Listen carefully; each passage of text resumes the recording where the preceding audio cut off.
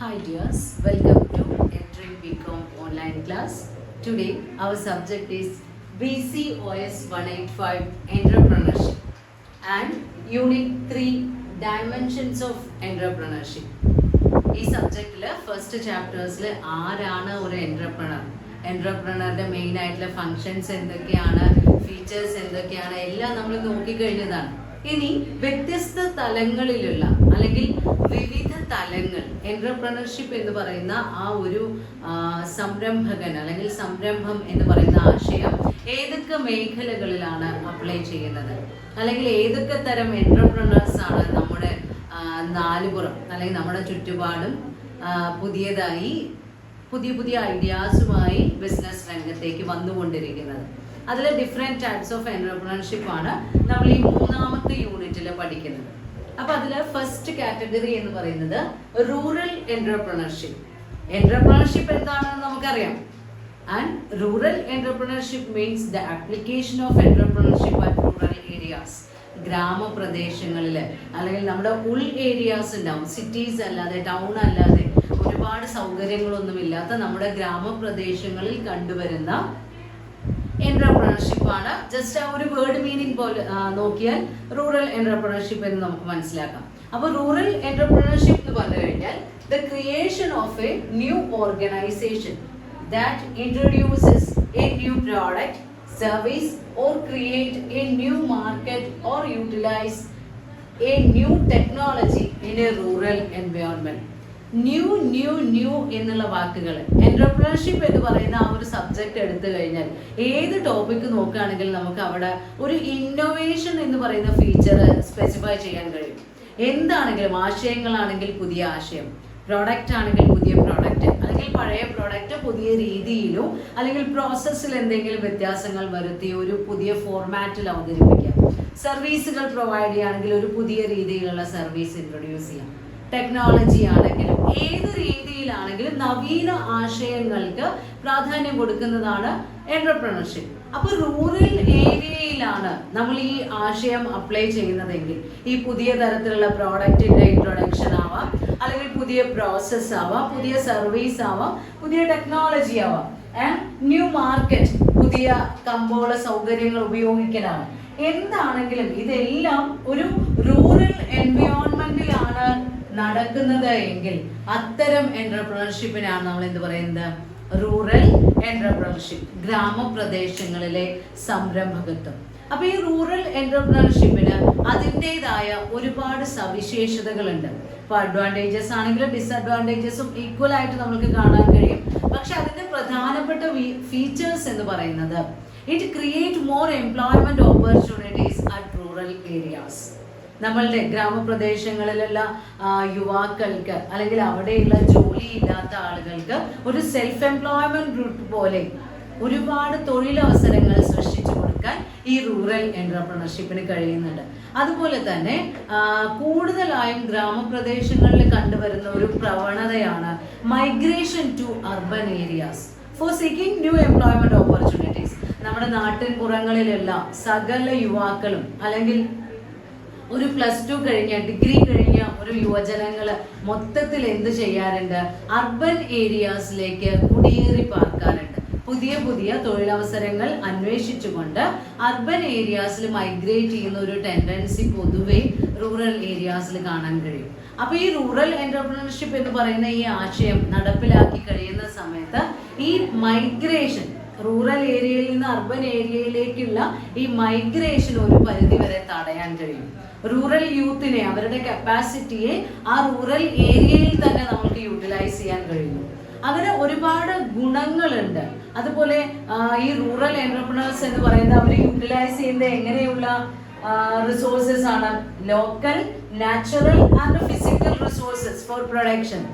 അവരുടെ ലൊക്കാലിറ്റിയിൽ അവൈലബിൾ ആയിട്ടുള്ള അത് എത്രയും നല്ല റിസോഴ്സുകളായിരിക്കും. ഗ്രാമപ്രദേശങ്ങളിൽ പൊല്യൂഷനൊക്കെ പൊതുവെ കുറവാണ്. അപ്പോൾ അവിടെ അവൈലബിൾ ആയിട്ടുള്ള നാച്ചുറൽ റിസോഴ്സസ് ആണ് പലപ്പോഴും റൂറൽ എൻ്റർപ്രണർഷിപ്പിൻ്റെ പ്രൊഡക്ഷന് വേണ്ടി അവർ ഉപയോഗിക്കുന്നത്. അപ്പോൾ ഫുഡ് പ്രോസസ്സിംഗ് ആണെങ്കിലും ഹാൻഡിക്രാഫ്റ്റിൻ്റെ പ്രോഡക്ട്സ് ആണെങ്കിലും ആർക്കിടെക്ചറൽ രീതിയിലുള്ള പുതിയ ഉൽപ്പന്നങ്ങളാണെങ്കിലും എല്ലാം നമ്മൾക്ക് അവൈലബിൾ ആയിട്ടുള്ള ലോക്കൽ നാച്ചുറൽ റിസോഴ്സ് വെച്ചാണ് റൂറൽ എന്റർപ്രണേഴ്സ് പ്രൊഡ്യൂസ് ചെയ്യുന്നത്. പക്ഷെ ഇങ്ങനെയൊക്കെ ഒരുപാട് നല്ല ഗുണങ്ങളുണ്ട്. അപ്പൊ നമ്മുടെ നാട്ടിലുള്ള കരകൗശല വസ്തുക്കളൊക്കെ വിദേശത്തേക്ക് കയറ്റുമതി ചെയ്യുന്ന സമയത്ത് നമുക്ക് കുറെ ഫോറിൻ ഇൻകം ഒക്കെ ഉണ്ടായിരിക്കും. Direct flow of foreign money to our locality or our nation. അപ്പോൾ നമ്മളുടെ GDP-യിലാണെങ്കിലും നാഷണൽ ഇൻകത്തിലാണെങ്കിലും വളരെയധികം കോൺട്രിബ്യൂഷൻ നൽകാൻ റൂറൽ എന്റർപ്രണേഴ്സിന് കഴിയുന്നുണ്ട്. എന്നാൽ അവർ ഒരുപാട് പ്രശ്നങ്ങളും നേരിടുന്നുണ്ട്. ഏറ്റവും മെയിൻ ആയിട്ട് lack of support from local system. നമ്മളുടെ കൾച്ചർ അല്ലെങ്കിൽ നമ്മുടെ ലൊക്കാലിറ്റിയിലുള്ള പല രീതിയിലുള്ള വിശ്വാസങ്ങളാണെങ്കിലും അവിടെയുള്ള ആളുകളുടെ ആറ്റിറ്റ്യൂഡ് ആണെങ്കിലും പലപ്പോഴും ഈ യങ് എന്റർപ്രണേഴ്സിനെ അല്ലെങ്കിൽ റൂറൽ എന്റർപ്രണേഴ്സിനെ പ്രോത്സാഹിപ്പിക്കുന്ന തരത്തിലുള്ളതൊന്നും ആയിരിക്കില്ല. അതേപോലെ lack of confidence of investors. Rural ഏരിയയിൽ ഫണ്ട് ഇൻവെസ്റ്റ് ചെയ്യുന്ന സമയത്ത് ഇൻവെസ്റ്റേഴ്സിന് കോൺഫിഡൻസ് വളരെ കുറവായിരിക്കും. അങ്ങനെ ഒരുപാട് പ്രശ്നങ്ങളൊക്കെ റൂറൽ എന്റർപ്രണേഴ്സ് ഫേസ് ചെയ്യുന്നുണ്ട്. എന്നിരുന്നാലും റൂറൽ ഏരിയാസിന്റെ വികസനത്തിന് വേണ്ടി വളരെയധികം കോൺട്രിബ്യൂട്ട് ചെയ്യുന്ന ഒരു ഗ്രൂപ്പാണ് rural entrepreneurs. Then rural industries അല്ലെങ്കിൽ റൂറൽ എന്റർപ്രണർഷിപ്പിനെ കുറിച്ച് നോക്കുമ്പോൾ നമുക്ക് ഒരുപാട് ഗുണങ്ങളുണ്ട്, അതേപോലെ ദോഷങ്ങളുണ്ട് നമ്മൾ പറഞ്ഞു കഴിഞ്ഞു. ഇപ്പോൾ അൺസ്കിൽഡ് ലേബറേഴ്സ് പ്ലെൻറ്റിയാണ്. റൂറൽ ഏരിയാസിൽ ഇഷ്ടം പോലെ സ്കില്ലില്ലാത്ത തൊഴിലാളികളെ കിട്ടും അറ്റ് ലോവർ വേജ് റേറ്റ്. പക്ഷേ സ്കിൽഡ് എംപ്ലോയീസിനെ ഒരു കുറച്ചു കാലമെങ്കിലും ഗ്രാമപ്രദേശങ്ങളിൽ പിടിച്ചു നിർത്തുക എന്ന് പറഞ്ഞു കഴിഞ്ഞാൽ ഇവർക്ക് നല്ല ടാസ്ക്കാണ്. അപ്പോൾ ഇങ്ങനെയുള്ള ഇപ്പോൾ ഈ റൂറൽ എന്റർപ്രണർഷിപ്പ് ഓപ്പൺ ചെയ്ത് കഴിഞ്ഞാൽ ഒരുപാട് ആൻസിലറി യൂണിറ്റ്സിന് അതുമായി റിലേറ്റ് ചെയ്ത് വരുന്ന മറ്റ് ഇൻഡസ്ട്രികൾക്കും ചെറിയ ചെറിയ കോട്ടേജ് യൂണിറ്റ്സ് പോലെയുള്ള ചെറിയ ചെറിയ സംരംഭങ്ങൾക്കുമെല്ലാം ഇത് വളരെയധികം ഹെൽപ്ഫുള്ളാണ്. അതുകൊണ്ട് തന്നെ റൂറൽ എന്റർപ്രണേഴ്സിനെ മാക്സിമം എൻകറേജ് ചെയ്യാൻ വേണ്ടി നമ്മളുടെ ഗവൺമെൻറ് പലതരം സപ്പോർട്ടിംഗ് സ്കീമുകൾ കൊണ്ടുവരാറുണ്ട്. അതിൽ പ്രധാനമായി വരുന്ന ഒരു സ്കീമാണ് ഏർലി 2000s ഇൻട്രൊഡ്യൂസ് ചെയ്തിട്ടുള്ള അംബേദ്കർ ഹസ്തശില്പ വികാസ് യോജന. ഹസ്തശില്പ വികാസ് യോജന കരകൗശല വസ്തുക്കളുടെയൊക്കെ കൂടുതൽ ഇംപ്രൂവ്മെൻറ്റിന് വേണ്ടി അല്ലെങ്കിൽ അവയുടെ പ്രൊഡക്ഷനൊക്കെ പ്രോത്സാഹിപ്പിക്കാൻ വേണ്ടി കൊണ്ടുവന്ന ഒരു സ്കീമാണ്. അപ്പോൾ ആ സ്കീമിൽ ഹാൻഡിക്രാഫ്റ്റ് ക്ലസ്റ്റേഴ്സ് ഇന്ത്യയിലുടനീളം ഓരോ ഗ്രൂപ്പുകൾ, സെൽഫ് ഹെൽപ്പ് ഗ്രൂപ്പ് എന്ന് പറയുന്ന ചെറിയ ചെറിയ ഗ്രൂപ്പുകൾ തുടങ്ങുക. ദെൻ ആ ഗ്രൂപ്പുകളെല്ലാം ജോയിൻ ചെയ്തുകൊണ്ട് ഓരോ ക്ലസ്റ്ററുകൾ രൂപീകരിക്കുക. അങ്ങനെ ഹാൻഡിക്രാഫ്റ്റ് പ്രോഡക്ട്സിൻ്റെ കയറ്റുമതി വർദ്ധിപ്പിക്കാനും അതിലൂടെ നമ്മൾക്ക് വിദേശ നാണ്യം നേടിയെടുക്കാനും ഒക്കെ വേണ്ടി റൂറൽ എന്റർപ്രണേഴ്സിനെ പ്രോത്സാഹിപ്പിക്കാൻ ഈ അംബേദ്കർ ഹസ്തശില്പ വികാസ് യോജന എന്ന് പറയുന്ന പദ്ധതിയിലൂടെ ഗവൺമെൻറ് ലക്ഷ്യമിടുന്നത്. അതേപോലെ നമ്മളുടെ MSME മൈക്രോ സ്മാൾ മീഡിയം എൻ്റർപ്രൈസുകളുടെ കെയർ ഓഫിൽ ആസ്പയർ എന്ന് പറയുന്ന ഒരു ഗവൺമെൻറ് സ്റ്റേറ്റ് പോളിസിൻ്റെ promotion of innovation rural industries and entrepreneurship. അപ്പോൾ ഈ aspire was launched by ministry of MSME. നമ്മുടെ മൈക്രോ സ്മാൾ ആൻഡ് മീഡിയം എൻ്റർപ്രൈസസുകളുടെ അതിന് ആ വകുപ്പ് കൈകാര്യം ചെയ്യുന്ന മിനിസ്ട്രിയാണ് ഈ ആസ്പയർ എന്ന് പറയുന്ന ആ സ്കീം ലോഞ്ച് ചെയ്തിട്ടുള്ളത്. അതെന്തിനു വേണ്ടിയാണ്?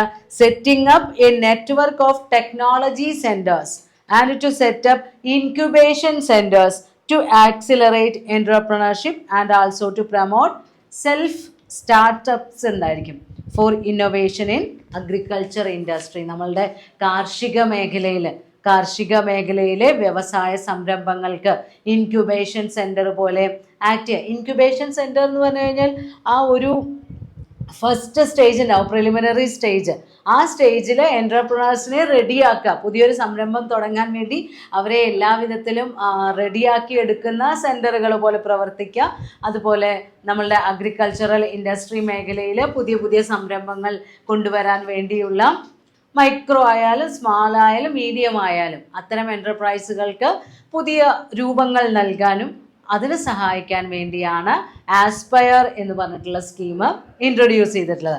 അപ്പോൾ എന്ത് തന്നെയാണെങ്കിലും റൂറൽ എൻ്റർപ്രണേഴ്സിനെ മാക്സിമം മെയിൻറ്റെയിൻ ചെയ്യാനാണ് ഗവൺമെൻറ് എല്ലായ്പ്പോഴും ശ്രമിക്കാറുള്ളത്. റൂറൽ എൻ്റർപ്രണർഷിപ്പിൽ ഇനി നമ്മൾ നോക്കാൻ പോകുന്നത് ഇമ്പോർട്ടൻസ് ഓഫ് റൂറൽ എൻ്റർപ്രണർഷിപ്പ്. ഈ ഗ്രാമപ്രദേശങ്ങളിലുള്ള എൻ്റർപ്രണർഷിപ്പിൻ്റെ പ്രാധാന്യം എന്താണ്, അതുകൊണ്ട് നമ്മൾക്കുള്ള നേട്ടങ്ങൾ എന്തൊക്കെയാണ്. ഏകദേശം ഇപ്പോൾ നമ്മൾ അതിൻ്റെ ആ ജനറൽ ഐഡിയ പറയുമ്പോൾ അതിൽ വന്ന കാര്യങ്ങൾ തന്നെയാണ്. First one, generation of employment opportunities. ഗ്രാമപ്രദേശങ്ങളിൽ പൊതുവെ തൊഴിലവസരങ്ങൾ കുറഞ്ഞിട്ടുള്ള ഗ്രാമപ്രദേശങ്ങളിൽ പുതിയ പുതിയ സംരംഭങ്ങൾ വരുമ്പോൾ, പുതിയ പുതിയ പ്രൊഡക്ഷൻ യൂണിറ്റുകൾ വരുമ്പോൾ അവിടെയുള്ള ജോലിയില്ലാത്ത ആളുകൾക്ക് തൊഴിലവസരങ്ങൾ സൃഷ്ടിക്കപ്പെടുന്നു. ദെൻ രണ്ടാമതായി പറയുന്നത് ഏർണിംഗ് ഫോറിൻ എക്സ്ചേഞ്ച്. നമ്മുടെ നാടുകളിലുള്ള കരകൗശല വസ്തുക്കളാണെങ്കിലും നാച്ചുറൽ പ്രോഡക്ട്സ് ആണെങ്കിലും അതൊക്കെ പ്രോസസ്സ് ചെയ്ത് നമ്മൾ എക്സ്പോർട്ട് ചെയ്യുന്നതിലൂടെ ഒരുപാട് വിദേശ നാണ്യം നമ്മുടെ നാട്ടിലേക്ക് എത്താൻ റൂറൽ എൻ്റർപ്രണർഷിപ്പ് സഹായിക്കുന്നുണ്ട്. Then developing rural youth. പൊതുവെ ഗ്രാമപ്രദേശങ്ങളിലുള്ള യുവാക്കളുടെ ശീലം തൊഴിലന്വേഷിച്ച് ടൗണുകളിലേക്ക് പോവുക എന്നുള്ളതാണ്. അപ്പോൾ അങ്ങനെയുള്ള ആ യൂത്തിൻ്റെ ഇടയിൽ അവരുടെ കോൺഫിഡൻസ് വർദ്ധിപ്പിക്കാനും അതേപോലെ തന്നെ അവർക്ക് പുതിയ പുതിയ സംരംഭങ്ങൾ തുടങ്ങാനുള്ള ഗവൺമെൻറ്റൊക്കെ ഒരുപാട് സ്കീമുകളിലൂടെ അവരെ പ്രോത്സാഹിപ്പിക്കുന്നുണ്ട്. അപ്പോൾ അവർക്ക് ഒരുപാട് തരത്തിലുള്ള വികസനം അവരുടെ കോൺഫിഡൻസ് ലെവലിലാണെങ്കിലും എംപ്ലോയ്മെൻറ്റ് ഓപ്പർച്യൂണിറ്റി ലെവലിലാണെങ്കിലും ഇൻകം ഏർണിംഗ് കപ്പാസിറ്റിയിലാണെങ്കിലും ഒരുപാട് ഓപ്പർച്യൂണിറ്റി റൂറൽ എൻ്റർപ്രണർഷിപ്പ് പ്രൊവൈഡ് ചെയ്യുന്നുണ്ട്.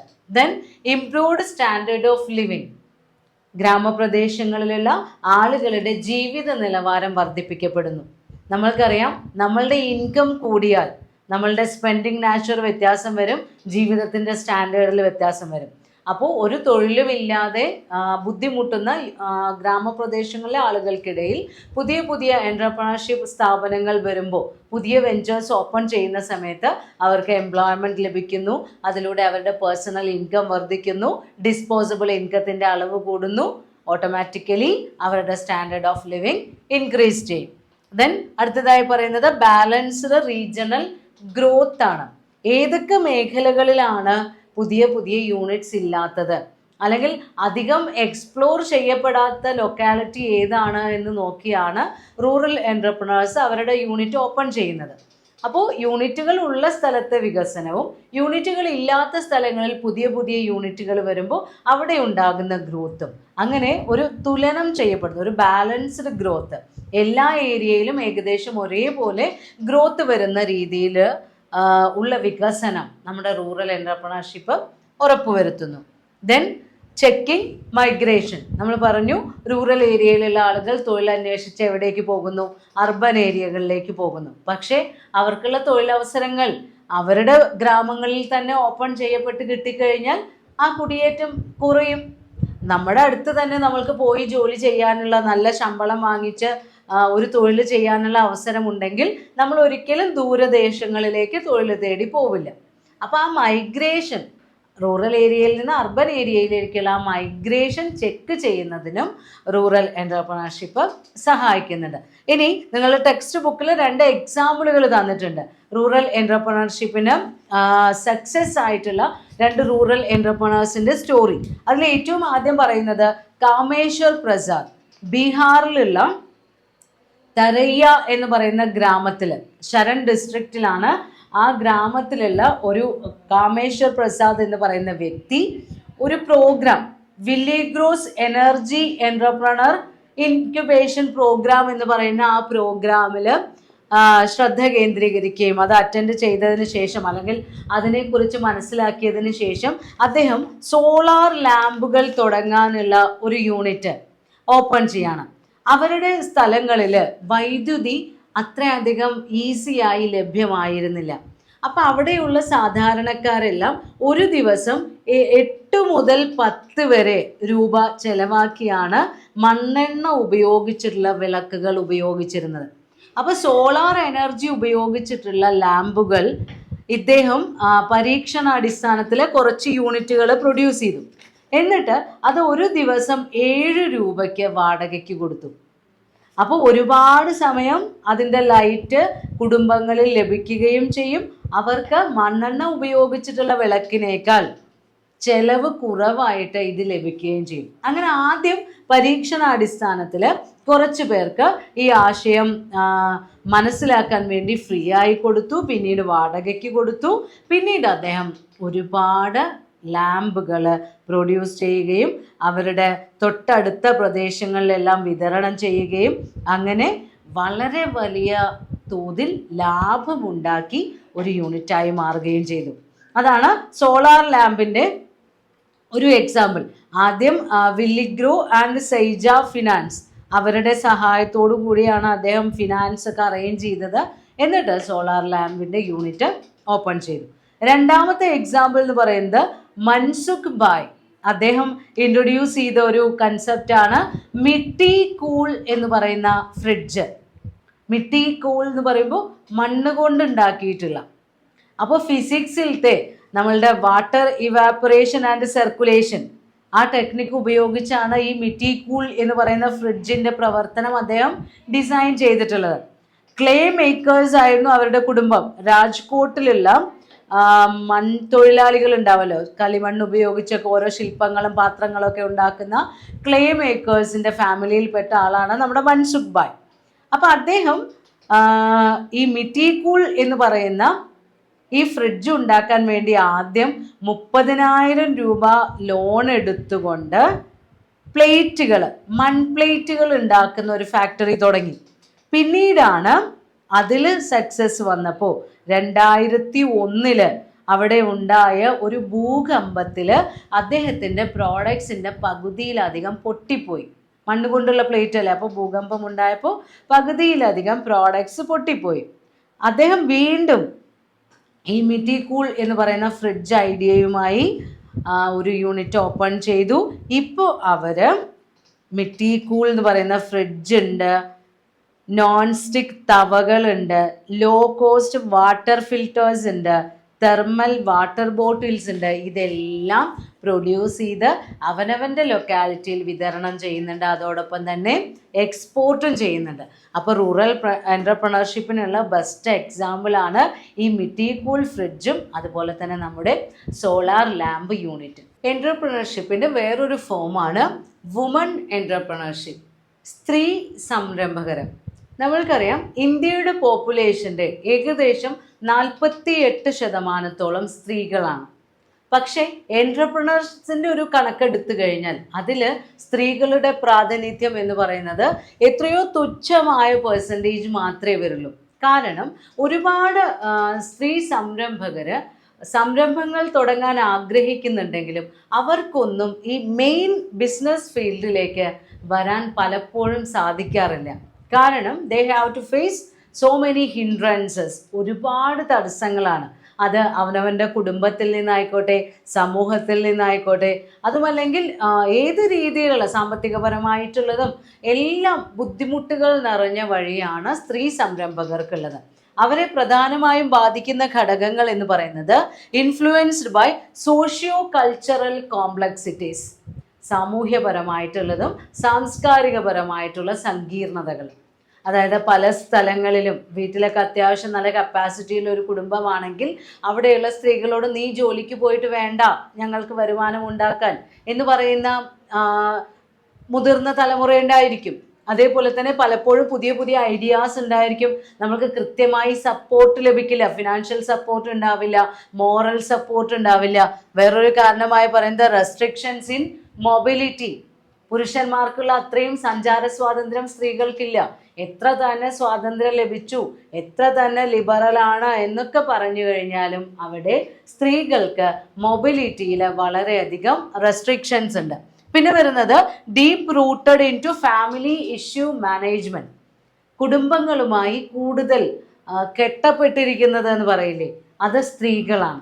പുരുഷന്മാർക്കുള്ളതിനേക്കാൾ കൂടുതൽ ഉത്തരവാദിത്വം, ദാറ്റ് മീൻസ് ഓരോ കാര്യങ്ങളിലും സ്ത്രീയുടെ പ്രസൻസ് അവിടെ ആവശ്യമുണ്ട് എന്നുള്ള രീതിയിലാണ് നമ്മളുടെ സമൂഹത്തിൻ്റെ ഒരു കാഴ്ചപ്പാട്. അപ്പോൾ ഫാമിലി റിലേഷൻസുമായിട്ടുള്ള ആ ഒരു ടൈപ്പ്, ഇതെല്ലാം സ്ത്രീകളെ ഈ എൻ്റർപ്രണർഷിപ്പ് എന്ന് പറയുന്ന മേഖലയിലേക്ക് ഉള്ള അവരുടെ യാത്രയിൽ തടസ്സങ്ങളായി മാറാറുണ്ട്. അപ്പോൾ ഒരു വുമൺ എൻ്റർപ്രണർഷിപ്പ് എന്ന് നമ്മൾ ഒരു സംരംഭത്തിനെ പറയണമെങ്കിൽ at least 51% of capital must be held by woman. നമ്മളുടെ ആ സംരംഭത്തിൻ്റെ ആ വെഞ്ചറിൻ്റെ ചുരുങ്ങിയത് 51% ക്യാപിറ്റൽ ഇൻവെസ്റ്റ് ചെയ്തിട്ടുള്ളത് സ്ത്രീകളായിരിക്കണം. അതുപോലെ തന്നെ ആ സംരംഭത്തിലൂടെ ലഭ്യമാകുന്ന എംപ്ലോയ്മെൻറ്റ് ഓപ്പർച്യൂണിറ്റീസിൽ 51%-ലധികം അല്ലെങ്കിൽ മിനിമം 51% എങ്കിലും വുമണിന്, സ്ത്രീകൾക്ക് തൊഴിലവസരങ്ങൾ സൃഷ്ടിക്കുന്നതാവണം. അങ്ങനെയുള്ള സംരംഭങ്ങളെയാണ് സ്ത്രീ സംരംഭങ്ങൾ എന്ന് നമ്മൾ പറയുന്നത്. ഇനി ഷുംബേറ്റർ ഒരു ഡെഫിനേഷൻ കൊടുത്തിട്ടുണ്ട്. Woman who innovate, initiate or adopt business actively are called woman entrepreneurs. അദ്ദേഹം പറയുന്നത് ഒരു വുമൺ എൻ്റർപ്രണർ എന്ന് പറഞ്ഞാൽ ആരായിരിക്കണം? ഹു ഇന്നോവേറ്റ്, പുതിയ പുതിയ നവീന ആശയങ്ങൾ കണ്ടുപിടിച്ച്, ഇനീഷ്യേറ്റ്, അത് നടപ്പിലാക്കാൻ വേണ്ട മുൻകൈ എടുത്ത്, അഡോപ്റ്റ്, അത് നടപ്പിലാക്കണം, ബിസിനസ് ആക്ടിവിറ്റീസ്, എല്ലാ കാര്യങ്ങളും ഏറ്റെടുത്ത് നടത്തുന്നത് സ്ത്രീകളാണെങ്കിൽ അവയെ നമ്മൾക്ക് സ്ത്രീ സംരംഭം എന്ന് പറയാമെന്നാണ് ഷുംബേറ്റർ ഡിഫൈൻ ചെയ്തിട്ടുള്ളത്. അപ്പോൾ ഒരു ബിസിനസ് ഐഡിയ ക്രിയേഷൻ തുടങ്ങി അതിൻ്റെ മാനേജ്മെൻ്റ് ആണെങ്കിലും ഫണ്ട് ക്രിയേഷൻ ആണെങ്കിലും അതിൻ്റെ പുതിയ പുതിയ മേഖലകൾ കണ്ടുപിടിക്കുന്നതിലാണെങ്കിലും മാർക്കറ്റ് എക്സ്പ്ലോയിറ്റ് ചെയ്യുന്നതിലാണെങ്കിലും എല്ലാം പ്രവർത്തിക്കുന്നത് സ്ത്രീകളാണെങ്കിൽ, ഭൂരിപക്ഷവും സ്ത്രീകളാണെങ്കിൽ ആ സംരംഭങ്ങളെ നമ്മൾക്ക് എന്ത് പറയാം? വുമൺ എൻ്റർപ്രണർഷിപ്പ് എന്ന്. Factors influencing woman entrepreneurship. നമ്മൾ പറഞ്ഞു ഒരുപാട് പ്രശ്നങ്ങളും വെല്ലുവിളികളൊക്കെ നേരിട്ടിട്ട് വേണം വുമൺ എൻ്റർപ്രണേഴ്സിന് ഒരു മുഖ്യധാരയിലേക്ക് എത്തണമെങ്കിൽ. അപ്പോൾ എന്തൊക്കെയാണ് ഫാക്ടേഴ്സ്? മെയിനായി 2 കാറ്റഗറിയാണ് ഇവരെ ഇൻഫ്ലുവൻസ് ചെയ്യുന്ന ഫാക്ടേഴ്സിൽ വരുന്നത്. Personal factors and external factors. Personal factors എന്ന് പറയുമ്പോൾ ഒരു സ്ത്രീ എന്നുള്ള നിലയിൽ അവരുടെ വ്യക്തിപരമായ ചില ഘടകങ്ങൾ. അതിൽ പ്രധാനമായും വരുന്നത് കമ്മിറ്റ്മെൻറ്റ്, കോമ്പീറ്റൻസീസ്, ഐഡിയാസ്, പിന്നെ മാർക്കറ്റിനുള്ള ആക്സസ്, റിസോഴ്സിനുള്ള ആക്സസ്, ഈ മേഖലകളിലൊക്കെ നേരിടുന്ന ബുദ്ധിമുട്ടുകളാണ് പേഴ്സണൽ ഫാക്ടേഴ്സിൽ വരുന്നത്. ഇനി എക്സ്റ്റേണൽ ഫാക്ടേഴ്സ് എന്ന് പറയുമ്പോൾ അതിൽ business development organisation, broader enabling environment factor, economic or market environment, socio cultural interest, അല്ലെങ്കിൽ ആ റിലേറ്റഡ് ആയിട്ട് വരുന്ന കോണ്ടെക്സ്റ്റിൽ വരുന്ന എൻവയോൺമെൻറ്റ്.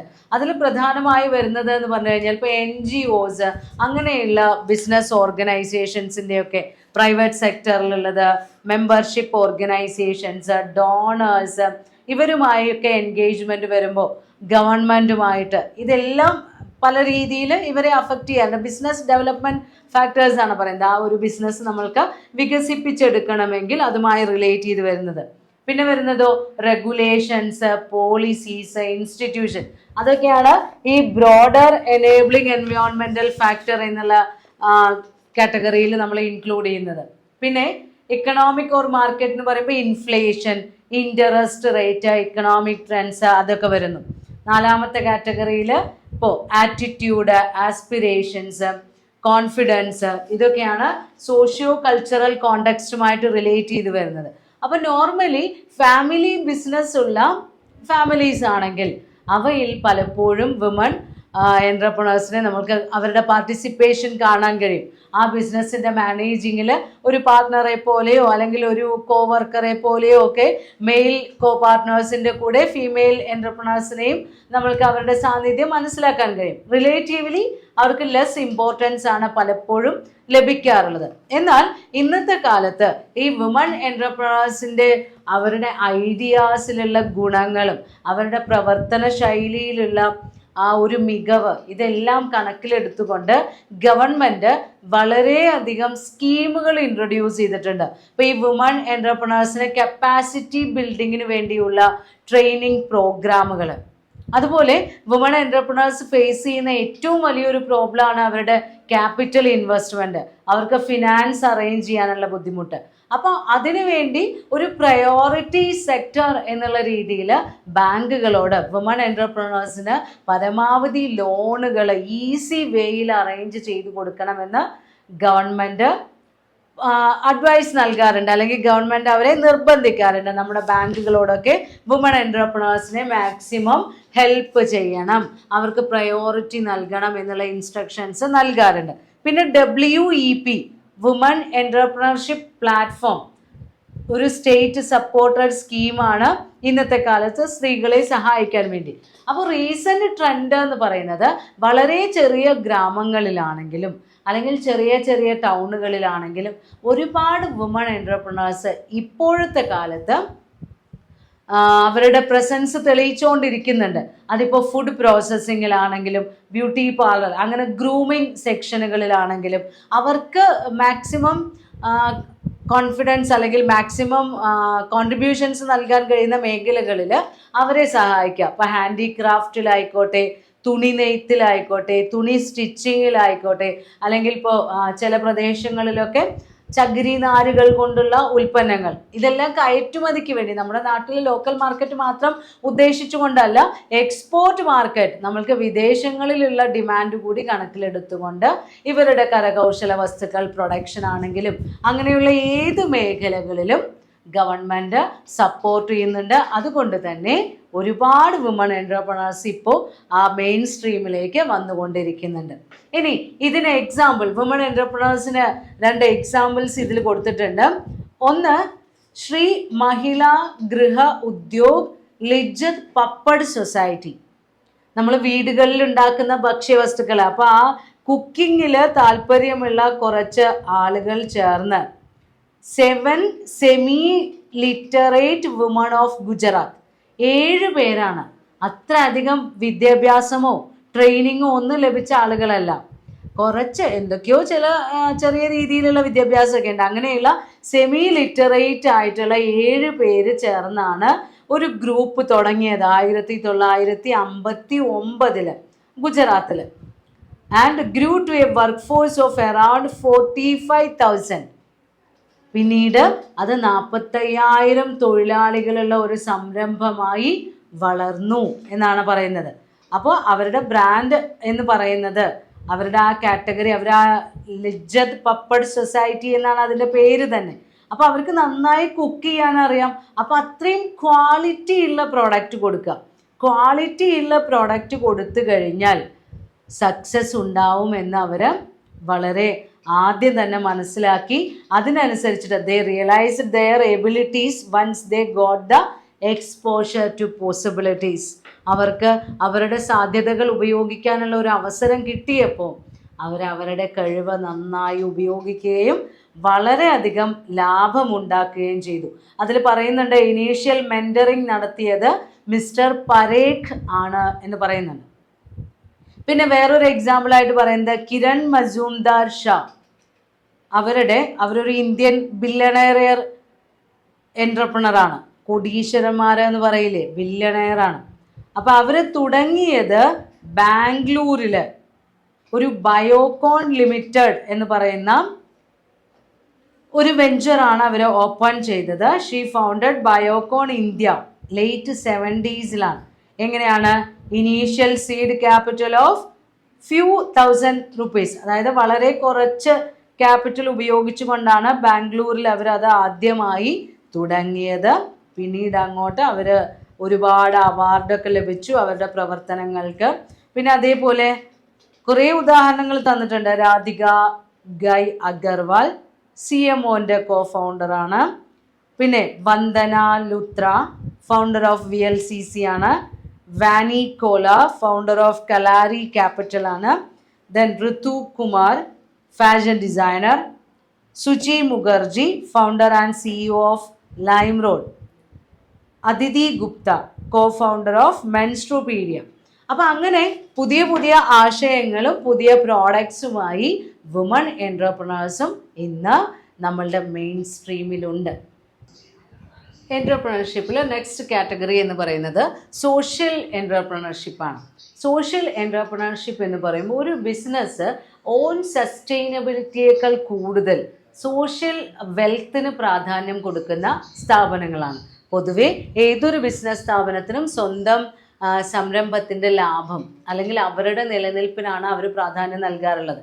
പക്ഷേ സോഷ്യൽ എൻ്റർപ്രണേഴ്സ് അങ്ങനെയല്ല. അവരുടെ സമൂഹത്തിൻ്റെ നിലനിൽപ്പിന് അല്ലെങ്കിൽ സമൂഹത്തിൻ്റെ നന്മയ്ക്ക് വേണ്ടി പ്രവർത്തിക്കുന്ന എൻ്റർപ്രണേഴ്സാണ്. നമ്മൾക്ക് അതിൻ്റെ ഡെഫിനേഷൻ നോക്കുകയാണെങ്കിൽ, activities and processes undertaken to discover, define and explore opportunities to enhance social wealth by creating new ventures or managing existing organization in an innovative manner. അപ്പോൾ ഒരു സോഷ്യൽ എൻ്റർപ്രണർഷിപ്പ് എന്ന് പറഞ്ഞു കഴിഞ്ഞാൽ അതിൽ വരുന്ന ആക്ടിവിറ്റീസ് എന്ന് പറയുന്നത് എന്തുമായി റിലേറ്റഡ് ആണ്? ആക്ടിവിറ്റീസ് ആൻഡ് പ്രോസസ്സസ് എന്ന് പറഞ്ഞു കഴിഞ്ഞാൽ to discover, define and exploit. നമ്മൾക്ക് പുതിയ പുതിയ ആശയങ്ങൾ കണ്ടുപിടിക്കുക, അതിനെ നിർവചിക്കുക, അതിനെ ചൂഷണം ചെയ്യുക. എന്തിനെ? പുതിയ ആശയങ്ങളെ. എന്തിനു വേണ്ടിയാണ്? To enhance social wealth. നമ്മൾക്ക് നമ്മുടെ സമൂഹത്തിൻ്റെ സാമൂഹ്യ നന്മ അത് വർദ്ധിപ്പിക്കാൻ വേണ്ടി, അതിനുവേണ്ടി പുതിയ സംരംഭങ്ങൾ തുടങ്ങുകയോ അല്ലെങ്കിൽ എക്സിസ്റ്റിംഗ് ഓർഗനൈസേഷൻസ് മാനേജ് ചെയ്യുകയോ ചെയ്യാം ഒരു ഇന്നവേറ്റീവ് മാനറിൽ. ഒന്നുകിൽ പുതിയൊരു സംരംഭം തുടങ്ങുകയാവാം, അല്ലെങ്കിൽ നിലവിലുള്ള ഒരു സംരംഭത്തിനെ ഒന്നുകൂടി നവീനവൽക്കരിച്ചുകൊണ്ട് സമൂഹത്തിൻ്റെ നന്മയ്ക്ക് വേണ്ടി പ്രവർത്തിക്കുന്ന എൻ്റർപ്രണേഴ്സാണ് സോഷ്യൽ എൻ്റർപ്രണേഴ്സ്. അപ്പോൾ they are acting as an agent of social change. നമ്മുടെ സമൂഹത്തിൽ പുതിയ രീതിയിലുള്ള മാറ്റങ്ങൾ കൊണ്ടുവരാൻ വേണ്ടി പ്രവർത്തിക്കുന്നവരാണ് സോഷ്യൽ എൻ്റർപ്രണേഴ്സ്. അപ്പോൾ അവരുടെ ഏറ്റവും വലിയ പ്രത്യേകതയും അതാണ്.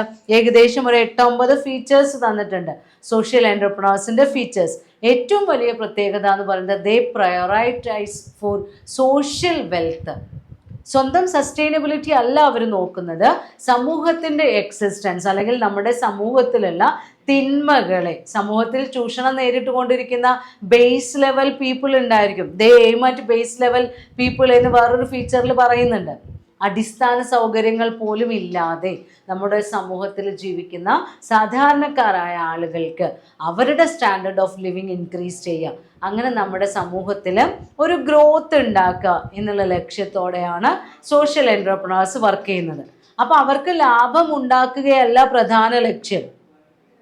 സോഷ്യൽ ആയിട്ടുള്ള they pursue social value in addition to private values. അവരുടെ പ്രൈവറ്റ് വാല്യൂസിനേക്കാൾ കൂടുതൽ അവർ സമൂഹത്തിൻ്റെ മൂല്യങ്ങൾക്കാണ് പ്രാധാന്യം കൊടുക്കുന്നത്. And they adapt their capability model respond to social challenges. നമ്മുടെ സമൂഹം നേരിട്ടുകൊണ്ടിരിക്കുന്ന വെല്ലുവിളികൾ, അവയ്ക്ക് പരിഹാരം കാണുക എന്നുള്ളതാണ് സോഷ്യൽ എൻ്റർപ്രണേഴ്സിൻ്റെ ലക്ഷ്യം. അതല്ലാതെ അവരുടെ പ്രൈവറ്റ് പ്രോബ്ലംസിനല്ല, അവരുടെ ബിസിനസ് സ്ഥാപനം മാത്രം നേരിടുന്ന പ്രശ്നങ്ങൾക്കല്ല സൊല്യൂഷൻ കണ്ടുപിടിക്കുന്നത്. അവർ solution to existing unsolved social problems, നിലനിൽക്കുന്ന സാമൂഹ്യ പ്രശ്നങ്ങൾക്കാണ് ഉത്തരം നൽകാൻ വേണ്ടി ഇവർ ശ്രമിച്ചുകൊണ്ടിരിക്കുന്നത്, അല്ലെങ്കിൽ ഉത്തരം കണ്ടുപിടിക്കാൻ വേണ്ടി ശ്രമിച്ചുകൊണ്ടിരിക്കുന്നത്. അപ്പോൾ ഇങ്ങനെയുള്ള ഈ സോഷ്യൽ എൻ്റർപ്രണേഴ്സ് അവർക്ക് വളരെയധികം അക്കൗണ്ടബിലിറ്റി ഉണ്ട്. അവർ ചെയ്യുന്ന പ്രവർത്തനങ്ങളാണെങ്കിലും അവർ കൺസിഡർ ചെയ്യുന്ന പ്രോബ്ലത്തിനാണെങ്കിലും കൂടുതൽ പേർക്കും നല്ല രീതിയിലുള്ള റിസൾട്ട് ലഭിക്കണം. അല്ലാതെ ഒരു പ്രൈവറ്റ് എൻ്റർപ്രൈസിന് മാത്രം നന്മയുണ്ടാകാൻ വേണ്ടിയല്ല സോഷ്യൽ എൻ്റർപ്രണേഴ്സ് വർക്ക് ചെയ്യുന്നത്. അതിന് ചില ഉദാഹരണങ്ങൾ തന്നിട്ടുണ്ട്. ഗൂഞ്ച് എന്ന് പറയുന്ന ഒരു example. Founded in 1999, 1999 Anshu Gupta തുടങ്ങി വെച്ചതാണ് ഈ ഗൂഞ്ച് എന്ന് പറയുന്ന സോഷ്യൽ എൻ്റർപ്രൈസ്. അവരെന്തിലാണ്? Disaster relief, humanitarian aid and community development India. ഇന്ത്യയിൽ സാമൂഹ്യപരമായിട്ടുള്ള വികസനങ്ങൾക്കും ദുരന്തങ്ങൾ ഉണ്ടാകുമ്പോൾ അതിനെല്ലാം ആശ്വാസം ലഭിക്കുന്ന രീതിയിലുള്ള പ്രവർത്തനങ്ങൾക്കും മാനുഷിക പ്രവർത്തനങ്ങൾക്കൊക്കെയാണ് അവർ മുൻതൂക്കം നൽകിയിരുന്നത്, അവർ ലക്ഷ്യം വെച്ചിരുന്നത്. അതിൽ 2004 Goonj found the need for, അതായത് wells, clean pond, road repair, school, അങ്ങനെയുള്ള അടിസ്ഥാന സൗകര്യങ്ങൾ, ഇൻഫ്രാസ്ട്രക്ചർ ഫെസിലിറ്റീസ് പല ഗ്രാമങ്ങളിലും ഇല്ല. അപ്പം അതിനു വേണ്ടിയെല്ലാം ഇവർ പ്രവർത്തിച്ചിട്ടുണ്ട്. അതേപോലെ തന്നെ കോസ്റ്റ്ലി ബ്രാൻഡഡ് സാനിറ്ററി നാപ്കിൻസ്, ഇതൊന്നും ഗ്രാമപ്രദേശങ്ങളിലുള്ള സ്ത്രീകൾക്ക് അവർക്ക് അഫോർഡബിൾ അല്ല. ഹൈജീൻ ആയിട്ടുള്ള ഒരുപാട് പ്രോഡക്റ്റ് മാർക്കറ്റിൽ അവൈലബിൾ ആണ്, പക്ഷെ അതൊന്നും വില്ലേജ് കമ്മ്യൂണിറ്റിക്ക് പലപ്പോഴും അഫോർഡബിൾ ആവാറില്ല. അപ്പം അങ്ങനെയുള്ള സ്ത്രീകൾക്ക് വേണ്ടി അവർ സ്പെഷ്യൽ നാപ്കിൻസ് ഒക്കെ, അതായത് ബയോഡിഗ്രേഡബിൾ ക്ലോത്ത് പാഡ്സും മൈ പാഡ്സ് എന്ന് പറയുന്ന പേരിലെല്ലാം അവർ ഇൻട്രൊഡ്യൂസ് ചെയ്തിട്ടുള്ള ചേരി പ്രദേശങ്ങളിലും ഗ്രാമപ്രദേശങ്ങളിലൊക്കെ ജീവിക്കുന്ന ആളുകൾക്ക് വേണ്ടി. പിന്നെ അവർക്ക് ഇന്ത്യ സോഷ്യൽ എന്റർപ്രണർ 2012 അവർക്ക് അവാർഡ് ലഭിച്ചിട്ടുണ്ട്, മാഗ്സസെ അവാർഡ് ലഭിച്ചിട്ടുണ്ട്. അതേപോലെ വേറൊരു സോഷ്യൽ എന്റർപ്രണർഷിപ്പ് ആണ് പറയുന്നത് ഹസ്ക് പവർ സിസ്റ്റം. അത് ബീഹാറിലുള്ള ഒരു സ്റ്റാർട്ടപ്പ് ആണ്. നമ്മൾ പറഞ്ഞൂലേ ബീഹാറിലെ സോളാർ ലാൻഡേൺ റൂറൽ എന്റർപ്രണേഴ്സിന്റെ കാര്യം പറഞ്ഞപ്പോൾ അവിടെ നമ്മൾ പറഞ്ഞു വൈദ്യുതി സൂര്യപ്രകാശം ഉപയോഗിക്കുന്ന വിളക്കുകൾ അവിടെ പ്രശസ്തമായിരുന്നു. അതേപോലെ റൈസ് ഹസ്കിൽ നിന്ന് അരി ഉൽപ്പാദിപ്പിക്കപ്പെടുമ്പോൾ നെല്ലിൽ നിന്ന് ഒരുപാട് ഉമി വേർതിരിച്ചെടുക്കാറുണ്ട്. അപ്പോൾ ആ വേസ്റ്റ് ഉപയോഗിച്ചുകൊണ്ട് എനർജി പ്രൊഡക്ഷൻ ഉണ്ടാക്കാം. അങ്ങനെയുള്ള ആശയം enabling technology to process this waste into a valuable energy service. Electricity പ്രോബ്ലംസിന് പരിഹാരമായി ഇൻട്രൊഡ്യൂസ് ചെയ്ത പുതിയൊരു ആശയമാണ്. ഒരു 30% ചീപ്പറാണ്. ട്രഡീഷണൽ ഓപ്ഷൻസിനേക്കാൾ 30% ചീപ്പായിട്ട് ഈ റോ മെറ്റീരിയൽ അവൈലബിൾ ആണ്. അതിൻ്റെ ടെക്നോളജിയും ഉപയോഗിക്കാൻ കഴിയുമെന്ന് അവർ അവകാശപ്പെടുന്നുണ്ട്. അതേപോലെ വേറൊരു എക്സാമ്പിളാണ് ബംഗ്രു. ഒരു ഡു ഇറ്റ് യുവർ സെൽഫാണ്, DIY എന്ന് പറയാറുണ്ട്. കസ്റ്റമേഴ്സിന് തന്നെ അത് യൂസ് ചെയ്യാം. അതൊരു well for dry farm lands, ഉണങ്ങി വരണ്ട് കിടക്കുന്ന ലാൻഡിനെ നനയ്ക്കാൻ വേണ്ടിയിട്ടുള്ള ഒരു സിസ്റ്റമാണത്. നെയ്റീത്ത സർവീസസ് പ്രൈവറ്റ് ലിമിറ്റഡ് ആണ്. 2.2 lakh ഹെക്ടേഴ്സ് അവർ ഇറിഗേറ്റ് ചെയ്തു, ജലസേചന സൗകര്യം ചെയ്തു കൊടുത്തു 7 ജില്ലകളിൽ. അപ്പോൾ report by Gujarat ecology commission, അവരുടെ റിപ്പോർട്ട് പ്രകാരം 2.2 ലക്ഷം ഹെക്ടേഴ്സ് ആണ് ഇവർ ജലസേചന സൗകര്യം ഒരുക്കി കൊടുത്തത്. അപ്പോൾ നമ്മുടെ സമൂഹത്തിൽ പ്രശ്നങ്ങൾ നേരിട്ടുകൊണ്ടിരിക്കുന്ന സാധാരണക്കാരെ സഹായിക്കുക എന്നുള്ളതാണ് സോഷ്യൽ എന്റർപ്രണേഴ്സിൻ്റെ ഒബ്ജക്റ്റ്. അതല്ലാതെ അവർക്കൊരു ബിസിനസ് സംരംഭം തുടങ്ങി ലാഭമുണ്ടാക്കണമെന്നല്ല. പ്രൈവറ്റ് വാല്യൂസിനേക്കാൾ സോഷ്യൽ വാല്യൂസിന് ഇമ്പോർട്ടൻസ് നൽകുന്ന എന്റർപ്രണേഴ്സ് ആണ് social entrepreneurs. Next type entrepreneurship ആണ് ecopreneurship. Ecopreneurship means a new venture which aims at protection of environment. പ്രൈവറ്റായിട്ട് പ്രോഫിറ്റ് ഉണ്ടാക്കണം എന്നല്ലാതെ നമ്മുടെ അന്തരീക്ഷം സംരക്ഷിക്കണം അല്ലെങ്കിൽ നമ്മുടെ പ്രകൃതിയെ സംരക്ഷിക്കണം എന്നൊക്കെയുള്ള ഉദ്ദേശത്തോടു കൂടി രൂപീകരിക്കപ്പെടുന്ന എന്റർപ്രണർഷിപ്പാണ് എക്കോപ്രണർഷിപ്പ്. അതിൻ്റെ സ്പെഷ്യാലിറ്റി എന്ന് പറയുന്നത് producing goods and services focusing on എൻവയോൺമെൻ്റൽ ബെനഫിറ്റ്സ്. അന്തരീക്ഷത്തിന് അല്ലെങ്കിൽ നമ്മുടെ ചുറ്റുപാടിന് ഗുണമുണ്ടാവുന്ന തരത്തിലുള്ള അതിന് പ്രാധാന്യം നൽകുന്ന ഗുഡ്സ് ആൻഡ് സർവീസസ് ആണ് ഇവർ പ്രൊഡ്യൂസ് ചെയ്യുന്നത്. അപ്പോൾ ഇതിലൂടെ എങ്ങനെയാണ് ഇത് നടക്കുന്നത്? ലൈക്ക് റീസൈക്ലബിൾ പ്രോഡക്റ്റ്, പുനരുപയോഗിക്കാവുന്ന വസ്തുക്കൾ. ഒരു പ്രാവശ്യം ഉപയോഗിക്കാം, വീണ്ടും അത് റീസൈക്കിൾ ചെയ്ത് വീണ്ടും ഉപയോഗിക്കാം, അങ്ങനെയുള്ള പ്രോഡക്ട്സ്. അതുപോലെ തന്നെ ഗ്രീനർ പ്രോഡക്റ്റ്, ഹരിത ഉൽപ്പന്നങ്ങൾ, പ്രകൃതിയിൽ നിന്നുണ്ടാക്കുന്ന പ്രകൃതിയിലേക്ക് തന്നെ അലിഞ്ഞു ചേരുന്ന ഉൽപ്പന്നങ്ങൾ. Which save energy consumption. ഇവ നമ്മൾക്ക് എനർജി കൺസംഷനിൽ ഒരുപാട് ലാഭം ഉണ്ടാക്കി തരുന്നു. And they are emphasising the services which aims at care for pollution. മലിനീകരണത്തെ തടയുന്ന തരത്തിലുള്ള പ്രവർത്തനങ്ങൾ. അതുപോലെ ആനിമൽ ലൈഫ്, ജീവികളുടെയൊക്കെ ജീവന സംരക്ഷണം നൽകുന്നത്. ട്രീസ്, മരങ്ങൾക്ക് വനസംരക്ഷണമൊക്കെ ഉണ്ടല്ലോ. അതേപോലെ ഫ്ലോറ ആൻഡ് ഫോണ, നമ്മളുടെ സസ്യലതാദികൾക്കും ഫലവൃക്ഷങ്ങൾക്കും എല്ലാം സംരക്ഷണം നൽകുന്ന തരത്തിലുള്ള സർവീസുകൾ. അങ്ങനെയുള്ള പ്രൊഡക്ഷൻ അല്ലെങ്കിൽ അങ്ങനെയുള്ള ഉൽപ്പന്നങ്ങൾക്കോ സേവനങ്ങൾക്കോ പ്രാധാന്യം നൽകുന്ന എന്റർപ്രണർഷിപ്പാണ് എക്കോപ്രണർഷിപ്പ് എന്നുള്ള പേരിൽ അറിയപ്പെടുന്നത്. അതിനെ തന്നെ നമ്മൾ എക്കോ ക്യാപിറ്റലിസം എന്ന് പറയാറുണ്ട്. നമ്മളുടെ ചുറ്റുപാടിന് അല്ലെങ്കിൽ അന്തരീക്ഷത്തിനാണ് പ്രാധാന്യം കൊടുക്കുന്നത്. അപ്പം നമ്മൾ അതിനെ എൻവയോൺമെന്റൽ എന്റർപ്രണർഷിപ്പ് അല്ലെങ്കിൽ എക്കോ ക്യാപിറ്റലിസം എന്ന് പറയാറുണ്ട്. 1998 ഷെയ്ലർ ഗവൻ ഡിഫൈൻ ചെയ്തിട്ടുണ്ട്. An entrepreneur whose business efforts are not only driven by profit but also by a concern for environment. ലാഭം എന്നുള്ള ലക്ഷ്യമല്ലാതെ നമ്മളുടെ അന്തരീക്ഷത്തിന് പ്രാധാന്യം നൽകിക്കൊണ്ടുള്ള അല്ലെങ്കിൽ അതിൻ്റെ നന്മ ലക്ഷ്യം വെച്ചുകൊണ്ടുള്ള ബിസിനസ് ആക്ടിവിറ്റീസ് പെർഫോം ചെയ്യുന്ന എൻട്രപ്രണേഴ്സ് ആണ് എക്കോപ്രണേഴ്സ് എന്ന് പറയുന്നത്. ഇവര് ഇങ്ങനെയുള്ള ഈ എക്കോപ്രണർഷിപ്പ് തുടങ്ങാനുള്ള പ്രധാനപ്പെട്ട കാരണം എന്ന് പറയുന്നത്, ഒന്ന്, increasing population and depletion of sources. ജനസംഖ്യ വർദ്ധിച്ചുകൊണ്ടേയിരിക്കുകയാണ്. അപ്പം നമ്മുടെ പ്രകൃതിയിൽ അവൈലബിൾ ആയ റിസോഴ്സസ്, പല റിസോഴ്സസും പരിമിതമാണ്. ഉപയോഗിക്കും തോറും കഴിഞ്ഞുകൊണ്ടിരിക്കുന്ന, അവസാനിച്ചു കൊണ്ടിരിക്കുന്ന റിസോഴ്സുകളാണ് പലതും നമ്മുടെ പ്രകൃതിയിലുള്ളത്. അപ്പം അങ്ങനെയുള്ള റിസോഴ്സുകളെ പരമാവധി പ്രൊട്ടക്റ്റ് ചെയ്യുക. അതുപോലെ തന്നെ നമ്മുടെ ഒരു ക്ലൈമറ്റ് ചേഞ്ച് പലപ്പോഴും നമ്മൾ ഫേസ് ചെയ്തുകൊണ്ടിരിക്കുന്ന ഒരു പ്രോബ്ലമാണ് ഇന്നത്തെ കാലത്ത്. മഴക്കാലത്ത് വെയിൽ, വേനൽക്കാലത്ത് മഴ, അതേപോലെ തന്നെ കാലാവസ്ഥ മാറിയുള്ള മഞ്ഞിൻ്റെ ഹിമപാതം എന്ന് പറയും, മഞ്ഞ് വർഷണം, അങ്ങനെയുള്ള ഒരുപാട് അന്തരീക്ഷ മാറ്റങ്ങൾ, കാലാവസ്ഥാ വ്യതിയാനങ്ങളൊക്കെ ഇന്ന് നമ്മൾ നേരിട്ട് കൊണ്ടിരിക്കുന്നുണ്ട്. അപ്പോൾ ഇതിനൊക്കെ ഒരു പരിഹാരം എന്നുള്ള രീതിയിൽ നമ്മളുടെ പ്രകൃതിയെ പരമാവധി സംരക്ഷിച്ചുകൊണ്ട് പ്രോഡക്ട്സ് പ്രൊഡ്യൂസ് ചെയ്യുക, ഉപയോഗിക്കുക. അങ്ങനെയുള്ള പ്രകൃതി സംരക്ഷണ കമ്മിറ്റികളുടെയൊക്കെ റിപ്പോർട്ട് അനുസരിച്ച് പല സ്ഥലങ്ങളിലും ഗവൺമെൻറ് തന്നെ നിയന്ത്രണങ്ങൾ കൊണ്ടുവന്നിട്ടുണ്ട്. ഇപ്പോൾ നമ്മൾ വിവാഹ പാർട്ടികൾ നടത്തുമ്പോഴോ അല്ലെങ്കിൽ ഇഫ്താർ വിരുന്നുകൾ നടത്തുമ്പോഴോ ഒക്കെ ഹരിത ഉൽപ്പന്നങ്ങൾ ഉപയോഗിക്കണമെന്ന് നമ്മുടെ പഞ്ചായത്തുകാരൊക്കെ നമ്മളെ വാൺ ചെയ്യാറുണ്ട്. ഏത് തദ്ദേശ ഭരണ സ്ഥാപനമാണോ അവർ ഇൻസ്ട്രക്ഷൻസ് കൊണ്ടുവരാറുണ്ട്.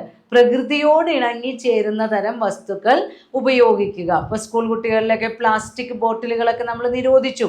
ഇതിനിടയിൽ ചില സമയത്ത് ഗവൺമെൻറ് തന്നെ അതിനു വേണ്ടിയുള്ള മുൻകൈ എടുത്തിട്ടുള്ള പ്രവർത്തനങ്ങൾ നടത്താറുണ്ട്. അപ്പം നമ്മളുടെ പ്രകൃതി അത് വളരെ പരിശുദ്ധമായി സംരക്ഷിക്കപ്പെട്ട് കഴിഞ്ഞാലേ ഇനി വരുന്ന അടുത്ത ജനറേഷന് ഇവിടെ സമാധാനമായി ജീവിക്കാൻ കഴിയുള്ളൂ. അപ്പോൾ അതിന് എക്സാമ്പിളായിട്ട്, എക്കോപ്രണർഷിപ്പിനുള്ള എക്സാമ്പിളായിട്ട് നമ്മൾക്ക് തന്നിട്ടുണ്ട് ആസാമിലുള്ള ബാംബു വാട്ടർ ബോട്ടിൽസ്. മുള കൊണ്ട് വാട്ടർ ബോട്ടിലുകൾ ഉണ്ടാക്കാം. മുളയിൽ അതിൻ്റെ ആ സെൻറ്ററിൽ ഒരു ഹോൾ ഉണ്ടാവുമല്ലോ, അപ്പോൾ അത് നമുക്ക് സുഖമായി വെള്ളം നിറച്ച് വെക്കാൻ പറ്റും. അപ്പോൾ അങ്ങനെയുള്ള ബാംബു വാട്ടർ ബോട്ടിൽസ് ഒക്കെ അവർ പ്രൊഡ്യൂസ് ചെയ്യുന്നുണ്ട്. പിന്നെ അവിടെയുള്ള അരുവികളിൽ നിന്നുള്ള വെള്ളം, നാച്ചുറൽ സ്പ്രിംഗ് വാട്ടർ, അത് സ്റ്റോക്ക് ചെയ്തിട്ട് പാക്കേജ് ചെയ്തിട്ട് എന്ത് ചെയ്യുക, കയറ്റുമതി ചെയ്യാം. പ്രകൃതിദത്തമായിട്ടുള്ള നല്ല ശുദ്ധമായ വെള്ളം സംരക്ഷിച്ച് എക്സ്പോർട്ട് ചെയ്യുക, അതേപോലെ തന്നെ നമ്മുടെ മാർക്കറ്റുകളിലും വിൽക്കുക. പിന്നെ സ്പെക്ട്രോൺ സോളാർ പ്രൈവറ്റ് ലിമിറ്റഡ് സൗരോർജം ഉപയോഗിച്ചുകൊണ്ട് ചെറിയ ചെറിയ ഉൽപ്പന്നങ്ങൾ പ്രൊഡ്യൂസ് ചെയ്യുന്ന എൻട്രപ്രണേഴ്സിന് വേണ്ടി കപ്പാസിറ്റി ബിൽഡിംഗ് പ്രോഗ്രാമുകളൊക്കെ സെറ്റപ്പ് ചെയ്ത് കൊടുത്തിട്ടുണ്ട്. അതേപോലെ തന്നെ അവർ സോളാർ എനർജിയെ പ്രൊമോട്ട് ചെയ്യാൻ വേണ്ടി ഒരുപാട് പ്രവർത്തനങ്ങൾ നടത്തിയിട്ടുണ്ട്. പിന്നെ വേറൊരു എക്സാമ്പിളാണ് ഐഖേത്തി, 2011 ഇൻട്രൊഡ്യൂസ് ചെയ്തതാണ്. അത് ബോംബെയിലാണ്. എന്തിനു വേണ്ടിയാണ്? Empower people to carry out sustainable farming in cities. പട്ടണ പ്രദേശങ്ങളിൽ കൃഷി, ആ പ്രവർത്തനത്തിന്, കാർഷിക പ്രവർത്തികളെ പ്രോത്സാഹിപ്പിക്കാൻ വേണ്ടി ഇൻട്രൊഡ്യൂസ് ചെയ്ത ഒരു എക്കോപ്രണർഷിപ്പാണ് ഐഖേത്തി എന്നറിയപ്പെടുന്നത്. അപ്പോൾ എക്കോപ്രണർഷിപ്പ് അല്ലെങ്കിൽ എക്കോ ക്യാപിറ്റലിസം എന്ന് പറഞ്ഞു കഴിഞ്ഞാൽ അവിടെ എൻട്രപ്രണേഴ്സ് പ്രാധാന്യം നൽകുന്നത് അവരുടെ ബിസിനസ് സ്ഥാപനത്തിനോ അതിൽ നിന്നുണ്ടാകുന്ന ലാഭത്തിനോ അല്ല. പകരം അവർ സസ്റ്റെയിൻ ചെയ്യുന്ന, അവർ നിലനിൽക്കുന്ന ആ എൻവയോൺമെൻറ്റിനെ പ്രൊട്ടക്റ്റ് ചെയ്യാൻ വേണ്ടിയാണ്. കാരണം നമ്മൾക്ക് ലഭ്യമായ പല റിസോഴ്സുകളും പരിമിതമാണ്, ഉപയോഗിക്കും തോറും നശിച്ചു കൊണ്ടിരിക്കുന്നതാണ്, നമ്മളുടെ ജനസംഖ്യ വർദ്ധിച്ചു കൊണ്ടിരിക്കുകയാണ്. അപ്പോൾ ഡിമാൻഡ് കൂടുകയും സപ്ലൈ കുറയുകയും ചെയ്താൽ അവൈലബിൾ ആയ റിസോഴ്സിനെ നമ്മൾ മാക്സിമം യൂട്ടിലൈസ് ചെയ്യണം. അപ്പോൾ അങ്ങനെ ഗ്രീൻ പ്രോഡക്ട്സിനും സൈക്ലബിൾ പ്രോഡക്ട്സിനുമൊക്കെ ഇമ്പോർട്ടൻസ് കൊടുക്കുന്ന എൻട്രപ്രണർഷിപ്പാണ് എക്കോപ്രണർഷിപ്പ്. കൾച്ചറൽ എൻട്രപ്രണർഷിപ്പ്, കൾച്ചറൽ ആക്ടിവിറ്റീസിൽ അല്ലെങ്കിൽ കൾച്ചർ റിലേറ്റഡ് ആയിട്ടുള്ള പ്രോഡക്ട്സ്, പ്രോഗ്രാംസ് ഇവയുടെയൊക്കെ സ്റ്റാൻഡേർഡ് കൂട്ടി പുതിയ രീതിയിൽ അവതരിപ്പിക്കുകയും അതിനു വേണ്ട വേദികൾ കണ്ടെത്തുകയും ചെയ്യുന്ന എൻട്രപ്രണേഴ്സാണ് cultural entrepreneurs. They are risk takers, agents of change, creative thinkers. ഇവരെങ്ങനെയുള്ള ആളുകളാണ്? ഒരുപാട് റിസ്ക് ഏറ്റെടുക്കുന്നവരാണ്. കാരണം സംസ്കാരം എന്ന് പറയുന്ന മേഖല, സാംസ്കാരിക മേഖല എന്ന് പറയുന്നത് തൊട്ടാൽ കൈകൊള്ളുന്നതാണ്. പലരും ആധുനിക സംസ്കാരം, പുതിയ പുതിയ ട്രെൻഡുകൾ ഫോളോ ചെയ്യുന്നു. കുറേ ആളുകൾ പഴയ പരമ്പരാഗത സംസ്കാരം ഫോളോ ചെയ്യുന്നു. അപ്പോൾ അതിനിടയിലൊക്കെ നമ്മളൊരു എൻ്റർപ്രണർഷിപ്പ് ഓപ്പൺ ചെയ്ത് കഴിഞ്ഞാൽ ആ മാറുന്ന സാഹചര്യങ്ങൾക്ക് വിത്ത്സ്റ്റാൻഡ് ചെയ്യുക എന്ന് പറയുന്നത് വളരെ ചാലഞ്ചിങ് ആയിട്ടുള്ള ഒരു റിസ്ക് ടേക്കിംഗ് ഫംഗ്ഷൻ തന്നെയാണ്. അതേപോലെ തന്നെ ഇവർ ഏജൻറ്റ്സ് ഓഫ് ചേഞ്ച് ആണ്. നമ്മുടെ സമൂഹത്തിൽ വളരെയധികം മാറ്റങ്ങൾ ഇൻട്രൊഡ്യൂസ് ചെയ്യുന്നവരാണ്. ക്രിയേറ്റീവ് തിങ്കേഴ്സ് ആണ്. പുതിയ പുതിയ ആശയങ്ങൾ രൂപീകരിച്ച് അത് നടപ്പിലാക്കുന്നവരാണ്. അവരെങ്ങനെയാണ് വരുമാനം ഉണ്ടാക്കുന്നത്? Receive income from durable and creative cultural activities. എന്നും നിലനിൽക്കുന്ന അല്ലെങ്കിൽ പുതിയ ക്രിയേറ്റീവ് ആയിട്ടുള്ള എന്ന് പറയുമ്പോൾ പുതിയ പുതിയ ആശയങ്ങളൊക്കെ കൊണ്ടുവരുന്ന കൾച്ചറൽ ആക്ടിവിറ്റീസിലൂടെയാണ് അവർ ഇൻകം ജനറേറ്റ് ചെയ്യുന്നത്. And improve quality of life. നമ്മളുടെ സമൂഹത്തിലെ ജനങ്ങളുടെ ജീവിത നിലവാരം ഉയർത്തുക എന്നുള്ളതാണ് അവരുടെ ലക്ഷ്യം. And create cultural values for both manufacturers and consumers. ക്രിയേറ്റീവായി തിങ്ക് ചെയ്യുന്ന കൾച്ചറൽ പ്രോഡക്ട്സിൻ്റെ അല്ലെങ്കിൽ പ്രോഗ്രാംസിൻ്റെ പ്രൊഡ്യൂസേഴ്സിനും അവരുടെ കൺസ്യൂമേഴ്സിനും രണ്ട് കൂട്ടർക്കും ഒരുപോലെ ഗുണം നൽകുക. അവർക്ക് കൾച്ചറൽ ക്വാളിറ്റിയുള്ള ഉൽപ്പന്നങ്ങൾ ഓഫർ ചെയ്യുക. അവരുടെ ലൈഫിൻ്റെ ക്വാളിറ്റി, നമ്മൾ പലരും ജീവിക്കുന്നത് പല തരത്തിലായിരിക്കും. അപ്പോൾ പൊതുവെ നമ്മുടെ പൊതുജനങ്ങളുടെ ലൈഫിൻ്റെ ക്വാളിറ്റി ഇമ്പ്രൂവ് ചെയ്യുക എന്നൊക്കെയാണ് ഈ കൾച്ചറൽ എൻ്റർപ്രണേഴ്സിൻ്റെ ലക്ഷ്യം.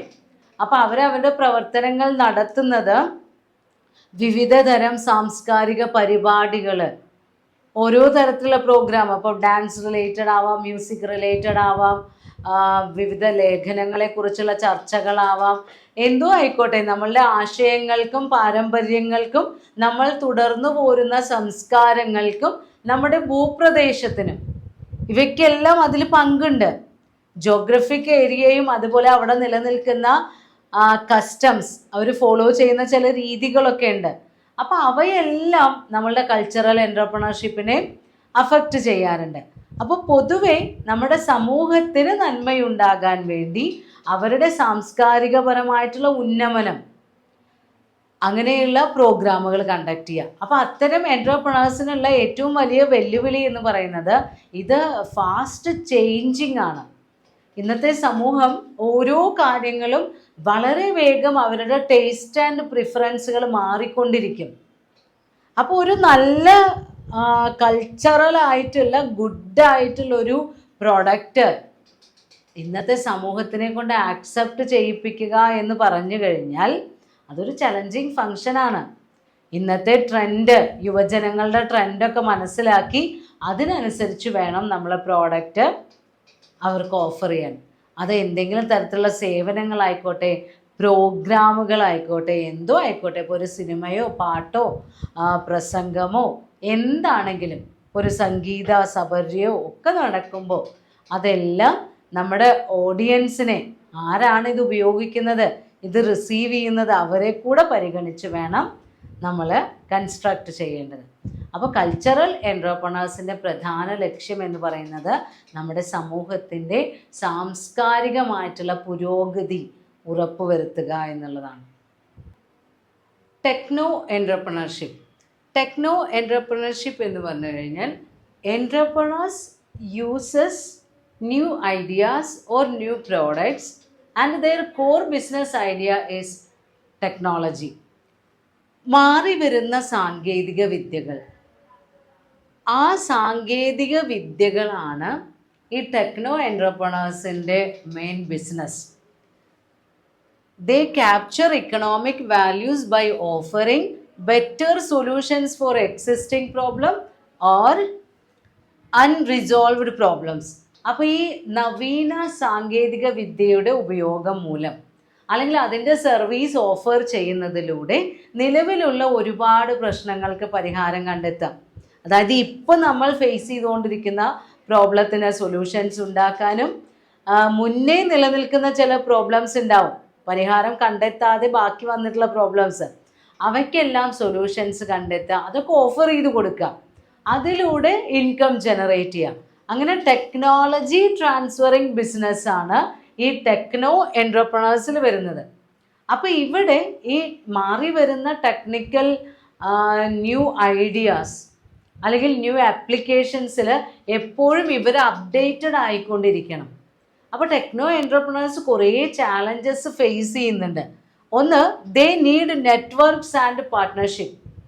അത്രയും കോമ്പറ്റീഷൻ ആയിരിക്കും. മാറി വരുന്ന ടെക്നോളജി അല്ലെങ്കിൽ ടെക്നോളജിക്കൽ ഡെവലപ്മെൻറ്റ് എന്ന് പറയുന്നത് ഓരോ സെക്കൻഡിൽ സംഭവിച്ചു കൊണ്ടിരിക്കുന്നതാണ്.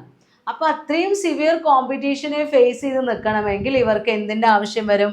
പാർട്ട്ണർഷിപ്പിൻ്റെയും നെറ്റ്വർക്ക്സിൻ്റെയും ഒക്കെ ആവശ്യം വരും. അതേപോലെ തന്നെ creation and execution of proper plans. കറക്റ്റായിട്ട് നമ്മളുടെ ടെക്നോ എൻ്റർപ്രണേഴ്സ് അവർ ഏത് സമയവും അവർക്ക് ആക്സെപ്റ്റൻസും അതുപോലെ റിജക്ഷനും എല്ലാം സെയിം ടൈമിൽ സംഭവിക്കാമെന്ന് പറയുന്നത് പോലെയാണ്. അപ്പോൾ കൃത്യമായ പ്ലാനുകൾ രൂപീകരിക്കുകയും നടപ്പിലാക്കുകയും വേണം. Standardisation of new technologies. പുതിയ പുതിയ സാങ്കേതിക വിദ്യകൾ വരുമ്പോൾ അത് സ്റ്റാൻഡേർഡൈസ് ചെയ്ത് ഉപയോഗിക്കണം.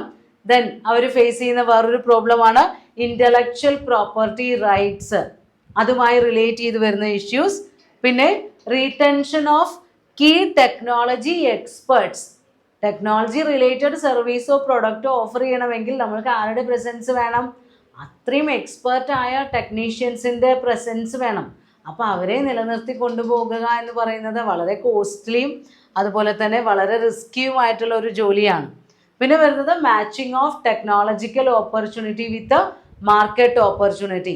നമ്മുടെ കമ്പോളത്തിൽ മാറി വരുന്ന സാഹചര്യങ്ങളും നമ്മൾക്ക് അവൈലബിൾ ആയിട്ടുള്ള ടെക്നോളജിക്കൽ ഓപ്പർച്യൂണിറ്റിയും ഇവ മാച്ച് ചെയ്തുകൊണ്ട് നമ്മുടെ ബിസിനസ്സിനെ നല്ല രീതിയിൽ മുന്നോട്ട് കൊണ്ടുപോകാൻ ടെക്നോപ്രണേഴ്സിന്, നമ്മളുടെ സാങ്കേതിക വിദ്യ ബിസിനസ് ഐഡിയ ആയി എടുക്കുന്ന ബിസിനസ്സുകാർക്ക് കഴിയണം.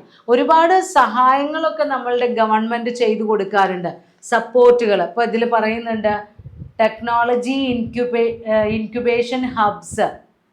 IT റിലേറ്റഡ് ആയിട്ട് ഹൈദരാബാദിലൊക്കെ ഹബ്ബ് എന്ന് പറയുന്ന സാങ്കേതിക വിദ്യയ്ക്ക് അതിൻ്റെ എൻ്റർപ്രണേഴ്സിന് അവരുടെ ആ ഫസ്റ്റ് സ്റ്റേജ് ഓവർകം ചെയ്യാൻ വേണ്ടി അവരെ സഹായിക്കുന്ന ഹബ്ബുകളുണ്ട്. അതുപോലെ തന്നെ ടെക്നോ പാർക്കുകൾ. ഇപ്പോൾ ഗുരുഗ്രാമിൽ, ബാംഗ്ലൂരിൽ, ഹൈദരാബാദിൽ ഇവിടെയൊക്കെയുള്ള ടെക്നോ പാർക്കുകൾ, ഇതെല്ലാം ടെക്നോളജിക്കൽ എൻ്റർപ്രണേഴ്സിനെ സഹായിക്കാൻ വേണ്ടി ഗവൺമെൻറ് ഇൻട്രൊഡ്യൂസ് ചെയ്യുന്നതാണ്. പല സ്ഥലങ്ങളിലും ഇപ്പോൾ ഇങ്ങനെയുള്ള സാങ്കേതിക വിദ്യയെ അടിസ്ഥാനമാക്കിയുള്ള എൻ്റർപ്രണേഴ്സിൻ്റെ ഗ്രൂപ്പായിട്ടുള്ള വെഞ്ചേഴ്സ് മുന്നോട്ട് വന്നുകൊണ്ടിരിക്കുന്നുണ്ട്. അതാണ് ടെക്നോപ്രണേഴ്സ്. ഡയമെൻഷൻസ് ഓഫ് എൻ്റർപ്രണർഷിപ്പിൽ വരുന്ന ലാസ്റ്റ് 2 ടോപ്പിക്സ് ആണ്. ഒന്ന് ഹെറിറ്റേജ് ആൻഡ് ടൂറിസം എൻ്റർപ്രണർഷിപ്പ്, പിന്നെ ഒന്ന് international entrepreneurship. Heritage and tourism entrepreneurship എന്ന് പറയുമ്പോൾ നമ്മൾക്കറിയാം entrepreneurship related to heritage tourism services. പരമ്പരാഗതമായി നമ്മുടെ രാജ്യത്തുള്ള അല്ലെങ്കിൽ നമ്മൾ എവിടെയാണോ ജീവിക്കുന്നത് ആ പ്രദേശങ്ങളിലുള്ള ഭൗമശാസ്ത്രപരമായ സവിശേഷതകൾ അല്ലെങ്കിൽ വിനോദസഞ്ചാരികളെ ആകർഷിക്കുന്ന സ്ഥലങ്ങൾ, അത് ഭൂമിശാസ്ത്രപരമായ പ്രത്യേകതകൾ കൊണ്ടാവാം, അതല്ലെങ്കിൽ ചരിത്രപരമായി പ്രാധാന്യമുള്ളത് കൊണ്ടാവാം, അല്ലെങ്കിൽ മിലിറ്ററി റിലേറ്റഡ് ആയ സ്ഥലങ്ങളായതുകൊണ്ടാവാം, അല്ലെങ്കിൽ കാണാൻ ഭംഗിയുള്ള പ്രദേശങ്ങളായതുകൊണ്ടാവാം. എങ്ങനെയാണെങ്കിലും അത്തരം സ്ഥലങ്ങളെ മറ്റുള്ളവർ സന്ദർശിക്കുന്ന ആ ഒരു സാഹചര്യം എക്സ്പ്ലോയിറ്റ് ചെയ്യുന്ന എൻ്റർപ്രണേഴ്സാണ് ഹെറിറ്റേജ് ആൻഡ് ടൂറിസം എൻ്റർപ്രണേഴ്സ്. വിനോദസഞ്ചാര മേഖലകളിൽ, പരമ്പരാഗത വിനോദസഞ്ചാര കേന്ദ്രങ്ങളിൽ ഈ വിനോദസഞ്ചാരികൾ വരുന്നതുമായി റിലേറ്റ് ചെയ്തിട്ടുള്ള ഏതെങ്കിലും സർവീസ് മേഖലകളിൽ ഇന്നോവേറ്റീവ് ഐഡിയാസ് ഇൻട്രൊഡ്യൂസ് ചെയ്യുന്ന എൻ്റർപ്രണേഴ്സ്. അപ്പോൾ ട്രാവൽ എക്സ്പീരിയൻസ് ആണ്. വിദേശികൾക്കാണെങ്കിലും മറ്റ് സഞ്ചാരികൾക്കാണെങ്കിലും അവർക്ക് ആ പ്രദേശത്തേക്ക് വരാനും അവിടെയുള്ള സീനറീസൊക്കെ കാണാനും അവിടെയുള്ള കാഴ്ചകൾ എക്സ്പ്ലോയിറ്റ് ചെയ്യാനും. ഇപ്പോൾ അത് ആർക്കിയോളജി ആവാം, ആർക്കിടെക്ചർ ആവാം, ആർട്ട് ആവാം, റിലീജിയസ് പ്ലേസ് ആവാം, മിലിറ്ററി ഹിസ്റ്റോറിക്കൽ പ്ലേസ് ആവാം, ഓപ്പറ, കൾച്ചറൽ പ്രോഗ്രാംസ് എക്സെട്ര. അങ്ങനെയുള്ള ആ വിനോദസഞ്ചാരത്തിന് പ്രാധാന്യമുള്ള ആക്ടിവിറ്റീസ് ആണ് ഇതിൽ സബ്ജക്റ്റ് മാറ്റർ ആയിട്ട് വരുന്നത്. അപ്പോൾ അതുമായി റിലേറ്റ് ചെയ്ത് വരുന്ന ഒരുപാട് സർവീസ് ഏരിയാസ് ഉണ്ട്. ഇപ്പോൾ transportation, hospitality, health care, infrastructure, maintenance, അങ്ങനെ ഒരുപാട് റിലേറ്റഡ് ആക്ടിവിറ്റീസ് നമ്മുടെ ഈ ടൂറിസവുമായി ബന്ധപ്പെടുത്തി വരുന്നുണ്ട്. അപ്പോൾ ഈ എൻട്രപ്രണേഴ്സിന് ഈ ഏതെങ്കിലും ഒരു മേഖലയിൽ പുതിയ പുതിയ ഐഡിയാസ് ഇൻട്രൊഡ്യൂസ് ചെയ്യാം, അല്ലെങ്കിൽ പുതിയ ബിസിനസ് പ്ലാൻസ് ഇംപ്ലിമെൻ്റ് ചെയ്യാം. ദെൻ ഡിജിറ്റൽ സ്മാർട്ട്നെസ് ആണ് ഏറ്റവും കൂടുതൽ ഇന്നത്തെ കാലത്ത് ഈ ഹെറിറ്റേജ് ടൂറിസം ആണെങ്കിലും അല്ലെങ്കിൽ ഏത് രീതിയിലുള്ള ട്രാവൽ ആൻഡ് ടൂറിസം പ്രോഗ്രാംസ് ആണെങ്കിലും ഏറ്റവും കൂടുതൽ ഡിജിറ്റൽ സ്മാർട്ട്നെസ് അത്യാവശ്യമാണ്. കാരണം ഈ സഞ്ചാരികൾക്ക് അവരെന്താണ് കാണാൻ പോകുന്നത്, അല്ലെങ്കിൽ അവരെന്താണ് അനുഭവിച്ചറിയാൻ പോകുന്നത് എന്നൊക്കെ ചിലപ്പോൾ ചില വെഞ്ചേഴ്സ് നമ്മുടെ എൻ്റർപ്രണേഴ്സ് അവർക്ക് മുൻകൂട്ടി തന്നെ അത് കാണിച്ചു കൊടുക്കും. അല്ലെങ്കിൽ അതിനെക്കുറിച്ചുള്ള ഇൻഫർമേഷൻസ് ഒക്കെ ഏതൊക്കെ രീതിയിലാണോ പാസ് ചെയ്യാൻ പറ്റുന്നത് അങ്ങനെ അവരെ ആ ഒരു കാഴ്ചയ്ക്ക് വേണ്ടി എനേബിൾ ചെയ്യിപ്പിക്കും. അപ്പോൾ അത്തരത്തിൽ പുതിയ പുതിയ ആശയങ്ങളും ഇതും ഇൻട്രൊഡ്യൂസ് ചെയ്യുന്ന സമയത്ത് നമ്മൾക്ക് ആക്സസ് വേണം, ഇൻഫ്രാസ്ട്രക്ചറൽ ആക്സസ് വേണം, ഇൻഫർമേഷൻ ആക്സസ് വേണം, ഡിജിറ്റൽ സ്മാർട്ട്നെസ് വേണം. അങ്ങനെയുണ്ടെങ്കിൽ മാത്രമേ നമ്മൾക്ക് ഈ മേഖലയിൽ നിലനിൽക്കാൻ കഴിയുകയുള്ളൂ. അപ്പോൾ പരമ്പരാഗതമായ എത്രയോ സ്ഥലങ്ങൾ, ഇപ്പോൾ നമ്മൾക്കറിയാം ആലപ്പുഴ, അതേപോലെ ആ പ്രദേശങ്ങളിലുള്ള ചില ഉൽപ്പന്നങ്ങളൊക്കെ കയറ്റുമതി ചെയ്യാൻ വേണ്ടിയിട്ടൊക്കെ നമ്മൾക്ക് ഈ സംരംഭങ്ങളുടെ ആശയം ഉപയോഗപ്പെടുത്താൻ കഴിയും. ഇപ്പോൾ കയർ ഉൽപ്പന്നങ്ങളൊക്കെ ഒരുപാട് കരകൗശല ഉൽപ്പന്നങ്ങളും കയർ ഉൽപ്പന്നങ്ങളൊക്കെ വിനോദസഞ്ചാരികൾ വാങ്ങിച്ചു കൊണ്ടുപോകാറുണ്ട്, നമ്മൾ എക്സ്പോർട്ട് ചെയ്യാറുണ്ട്. അങ്ങനെയൊക്കെ നമ്മൾക്ക് ഒരുപാട് കറൻസി ഇൻഫ്ലോ നമ്മുടെ നാട്ടിലേക്ക് എത്തിക്കാൻ ഈ ഹെറിറ്റേജ് ആൻഡ് ടൂറിസം എൻട്രപ്രണേഴ്സിന് കഴിയാറുണ്ട്. ദെൻ ലാസ്റ്റിൽ വരുന്നതാണ് ഇൻ്റർനാഷണൽ എൻട്രപ്രണർഷിപ്പ്. ഇൻ്റർനാഷണൽ എൻട്രപ്രണർഷിപ്പ് എന്ന് പറയുമ്പോൾ അവരുടെ ആ വർക്ക് ഏരിയ അല്ലെങ്കിൽ അവരുടെ ഫീൽഡ് എന്ന് പറയുന്നത് ഇൻ്റർനാഷണൽ ലെവലാണ്. They are working or offering product or service beyond state borders. നമ്മളുടെ അതിർത്തികൾക്ക് പുറത്ത്, സംസ്ഥാനത്തിൻ്റെ ആണെങ്കിലും രാജ്യത്തിൻ്റെ ആണെങ്കിലും അതിർത്തികൾക്ക് പുറത്ത് ഉൽപ്പന്നങ്ങളും സേവനങ്ങളും ഓഫർ ചെയ്യുന്ന എൻട്രപ്രണേഴ്സാണ് ഇൻ്റർനാഷണൽ എൻട്രപ്രണേഴ്സ് എന്ന് പറയുന്നത്. അവരുടെ പ്രവർത്തന മേഖല അത്രയും വിശാലമാണ്, അതുകൊണ്ട് തന്നെ അത്രയും റിസ്ക് ഉള്ളതാണ്. ഹൈ ലെവൽ കമ്മിറ്റ്മെൻറ്റും ഹൈ ലെവൽ റിസ്ക്കും ഇൻവോൾവ്ഡ് ആയിട്ടുള്ള എൻട്രപ്രണർഷിപ്പാണ് ഇൻ്റർനാഷണൽ എൻട്രപ്രണർഷിപ്പ്. റിസ്ക് എന്ന് പറഞ്ഞു കഴിഞ്ഞാൽ അത് ഇതിനൊക്കെ റിലേറ്റ് ചെയ്തിട്ട് വരാം. കറൻസി ഇഷ്യൂസ് വരാം, പൊളിറ്റിക്കൽ ഇഷ്യൂസ് വരാം, അതുപോലെ തന്നെ ഓണർഷിപ്പുമായി റിലേറ്റ് ചെയ്ത് വരുന്ന റെഗുലേഷൻസ്, അതിലുണ്ടാകുന്ന ഇഷ്യൂസ് ആവാം, അതുമല്ലെങ്കിൽ പ്രൊട്ടക്ഷനിസം, അങ്ങനെ ഒരുപാട് പ്രശ്നങ്ങൾ, ഒരുപാട് ചാലഞ്ചസ് ഈ ഇൻ്റർനാഷണൽ എൻട്രപ്രണേഴ്സ് ഫേസ് ചെയ്യേണ്ടതായി വരും. പക്ഷെ അതുപോലെ തന്നെയാണ് അവർക്കുള്ള ലെവൽ ഓഫ് ഇൻകം എന്ന് പറയുന്നതും ഹൈ ലെവലാണ്. ദെൻ കോസ്റ്റ് ഓഫ് എൻഗേജ്മെൻറ്റ്, ഒരു ഇൻ്റർനാഷണൽ ലെവൽ ബിസിനസ് ഹാൻഡിൽ ചെയ്യാന്ന് പറഞ്ഞു കഴിഞ്ഞാൽ അതിന് വരുന്ന ചിലവും ഹൈ ലെവലാണ്. Then high risk and commitment ആണ്. അപ്പോൾ ഇങ്ങനെയുള്ള ഇൻ്റർനാഷണൽ എൻട്രപ്രണേഴ്സ് ആണ് ഏറ്റവും കൂടുതൽ വിദേശ നാണ്യം നമ്മുടെ രാജ്യത്തേക്ക് കൊണ്ടുവരുന്നത്. അതുകൊണ്ട് തന്നെ ഇവരെ പരമാവധി സപ്പോർട്ട് ചെയ്യുക അല്ലെങ്കിൽ പ്രൊട്ടക്റ്റ് ചെയ്യുക എന്നുള്ളതാണ് മാറി വരുന്ന ഓരോ ഗവൺമെൻറ്റും ചെയ്യാറുള്ളത്.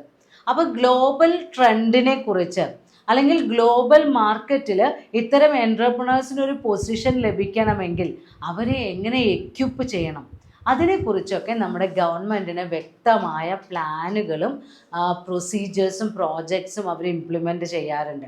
അപ്പോൾ ഈ ഇൻ്റർനാഷണൽ എൻട്രപ്രണേഴ്സിനെ സഹായിക്കാൻ വേണ്ടി അഡോപ്റ്റ് ചെയ്തിട്ടുള്ള ചില സ്കീമുകൾ അല്ലെങ്കിൽ കൗൺസിലാണ് ഒന്ന് EPCH. EPCH എന്ന് പറയുമ്പോൾ export promotional council for handicraft. കരകൗശല വസ്തുക്കളുടെ കയറ്റുമതിയെ പ്രോത്സാഹിപ്പിക്കാൻ വേണ്ടിയിട്ടുള്ള ഒരു പ്രൊമോഷൻ കൗൺസിൽ. പിന്നെ പറയുന്നത് ECGC, export credit and guarantee corporation. ഇവരെന്തിനു വേണ്ടിയാണ്? Credit risk management. നല്ല ഹൈ കോസ്റ്റ് ഓഫ് എൻഗേജ്മെൻ്റ് ആണെന്ന് പറഞ്ഞു. അപ്പോൾ ക്രെഡിറ്റ് റിസ്ക് മാനേജ്മെൻറ്റിനെ പ്രൊമോട്ട് ചെയ്യാനാണ് ECGC. പിന്നെ ഒന്ന് FIEO, federation of Indian export organisation. കയറ്റുമതിയിൽ ഏർപ്പെട്ടിട്ടുള്ള ഓർഗനൈസേഷൻസിനെ സഹായിക്കാൻ വേണ്ടി, അല്ലെങ്കിൽ അവരുടെ ഒരു സംഘടന എന്തിനു വേണ്ടിയാണ്? ഗ്ലോബൽ മാർക്കറ്റിനെ കുറിച്ചും ഗ്ലോബൽ പ്രോഡക്ട്സിനെ കുറിച്ചും എല്ലാം നമ്മുടെ എൻട്രപ്രണേഴ്സിനെ അവയേർഡാക്കി നിലനിർത്തണമെങ്കിൽ അവർക്ക് ആവശ്യമുള്ള ഇൻഫർമേഷനൊക്കെ ആവശ്യമുള്ള സമയത്ത് സപ്ലൈ ചെയ്യണം. അപ്പോൾ നമ്മുടെ അതിരുകളില്ലാത്ത LPG പോളിസി വന്നതിന് ശേഷം നമ്മൾക്കറിയാം entire world is considered as A single market. അപ്പോൾ ഒരു പ്രോഡക്റ്റ് ഇന്ന് കേരളത്തിൽ ഉൽപ്പാദിപ്പിക്കുന്നുണ്ടെങ്കിൽ ആ പ്രോഡക്റ്റിൻ്റെ പ്രൊഡ്യൂസർ ആ പ്രോഡക്റ്റിനുള്ള മാർക്കറ്റ് കേരളത്തിൽ മാത്രമല്ല അന്വേഷിക്കുന്നത്. എവിടെയൊക്കെയാണോ കൺസ്യൂമേഴ്സിന് അത് ആവശ്യം അവിടെ എല്ലാം എത്തിച്ചു കൊടുക്കാനുള്ള സൗകര്യങ്ങൾ ഇന്ന് നമ്മൾക്ക് അവൈലബിൾ ആണ്. അപ്പോൾ അത്തരം ഓപ്പർച്യൂണിറ്റീസിനെ എക്സ്പ്ലോയിറ്റ് ചെയ്യാൻ ഇൻ്റർനാഷണൽ ലെവലിൽ പുതിയ പുതിയ ബിസിനസ് ഐഡിയാസും പുതിയ ബിസിനസ് പ്രോസസ്സുകളും ആശയം രൂപീകരിക്കുന്നത് മുതൽ നടപ്പിലാക്കുന്നത് വരെ ഹൈ റിസ്ക് ഏറ്റെടുത്തുകൊണ്ട് പ്രവർത്തിക്കുന്ന എൻട്രപ്രണേഴ്സാണ് ഇൻ്റർനാഷണൽ എൻട്രപ്രണേഴ്സ്. അത്രയുമാണ് നമ്മൾക്ക് ഈ യൂണിറ്റിൽ ഡയമെൻഷൻസ് ഓഫ് എൻട്രപ്രണർഷിപ്പിൽ പഠിക്കാനുള്ളത്. റൂറൽ എൻട്രപ്രണേഴ്സ്, വിമൺ എൻട്രപ്രണേഴ്സ്, ടെക്നോ എൻട്രപ്രണേഴ്സ്, അങ്ങനെ ഹെറിറ്റേജ് എൻട്രപ്രണേഴ്സ്, സോഷ്യൽ എൻട്രപ്രണേഴ്സ്, ഇൻ്റർനാഷണൽ എൻട്രപ്രണേഴ്സ്, അങ്ങനെ പല തരത്തിലുള്ള എൻട്രപ്രണേഴ്സ്, ഈവൻ കൾച്ചറൽ എൻട്രപ്രണേഴ്സ് അടക്കം ഇന്ന് നമ്മുടെ സമൂഹത്തിൽ പ്രവർത്തിക്കുന്നുണ്ട്.